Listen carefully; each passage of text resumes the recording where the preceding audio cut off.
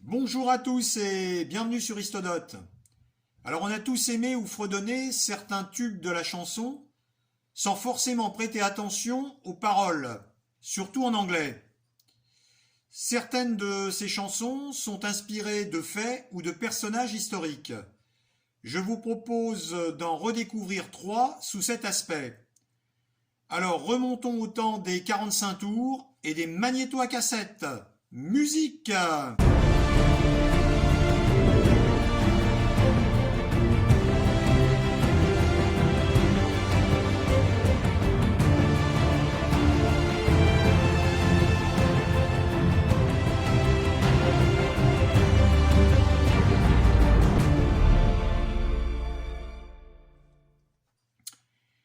Je vais donc vous proposer trois extraits de chansons. Amusez-vous donc à les reconnaître.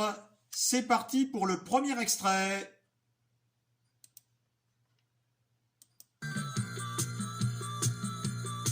Les années 80.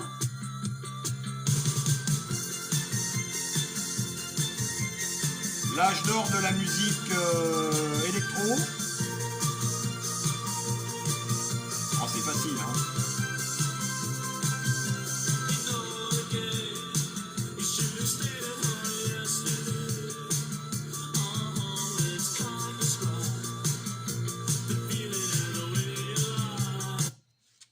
Vous avez sans doute reconnu Enola Gay du groupe Orchestral Man in the Dark. Enola Gay était le nom du B-29 qui largua la première bombe atomique sur Hiroshima le 6 août 1945. Ce nom lui avait été donné par le colonel Tibbets qui commandait l'équipage en l'honneur de sa maman dont c'était le prénom. Ce bombardement coûta la vie à plus de 60 000 victimes, sans compter les irradiés. Il fut suivi 3 jours plus tard par celui de Nagasaki. Contrairement à une idée reçue, ces deux bombardements n'entraînèrent pas directement la capitulation du Japon. Mais on peut supposer que c'est la déclaration de guerre de l'Union soviétique qui en serait la cause principale. Allez, deuxième extrait.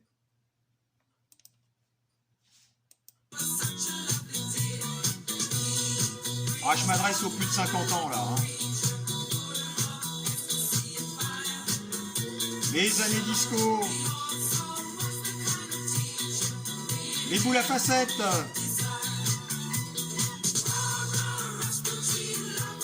Allez, je vous laisse danser un petit peu.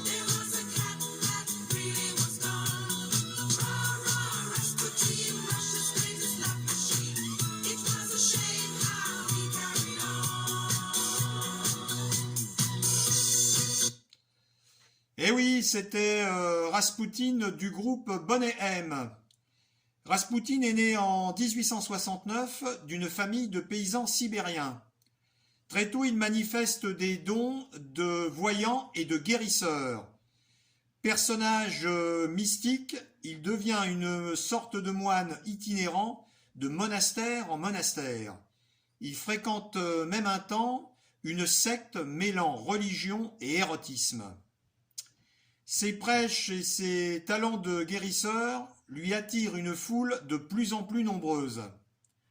En 1907, précédé de sa réputation, il est appelé pour la première fois au chevet du fils du tsar Nicolas II, qui souffre d'hémophilie. Il va arriver à le soulager et la famille impériale lui en sera reconnaissant. Il devient alors la coqueluche de l'aristocratie russe, exerçant son pouvoir de séduction sur les femmes. On lui prête d'ailleurs de nombreuses liaisons. Ses détracteurs disent de lui que c'est un débauché. De plus en plus influent, il prend l'ascendant sur le couple impérial et intervient même dans la vie politique russe, surtout au cours du premier conflit mondial. C'en est trop pour l'entourage du tsar, qui décide de l'éliminer.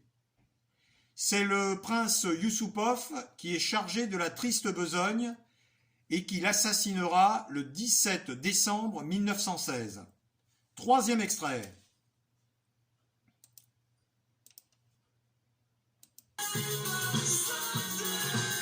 Allez, un groupe de rock.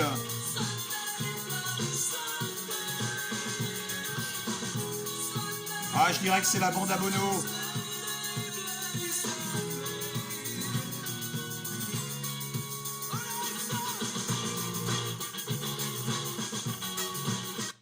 Eh oui, les amateurs de rock auront reconnu le Sunday Bloody Sunday de U2. Bizarrement, cette chanson fait référence à deux événements tragiques qui se sont déroulés en Irlande à 50 ans d'intervalle. Le premier, en novembre 2020, 15 000 personnes étaient venues assister à un match de football gaélique à Croke Park à Dublin. Au début du match, des auxiliaires de la police anglaise pénétrèrent sur la pelouse et commencèrent à tirer sur la foule, faisant 14 morts et 65 blessés. Cette tuerie aurait été commanditée en représailles à l'exécution le matin même de 15 agents anglais infiltrés dans les milieux nationalistes irlandais. En 1972, 20 000 personnes s'étaient réunies à Londonderry, deuxième ville d'Irlande du Nord, pour une marche pacifique pour la reconnaissance des droits et contre les discriminations de la minorité catholique.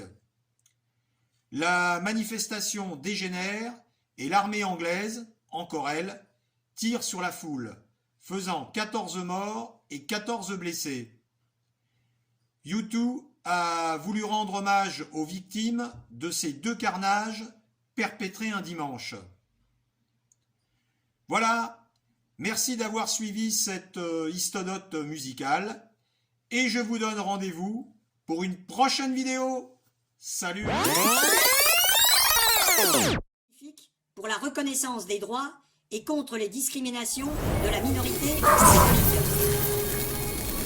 La manifestation dégénère. Mon chien aussi dégénère. La manifestation dégénère. Et donc, bonjour à tous et bienvenue sur Histodote. On a tous en mémoire des tubes de la chanson qu'on a aimés et fredonnés. Bon, je rigole. C'est le bêtisier, il faut que je mette ça dans le bêtisier.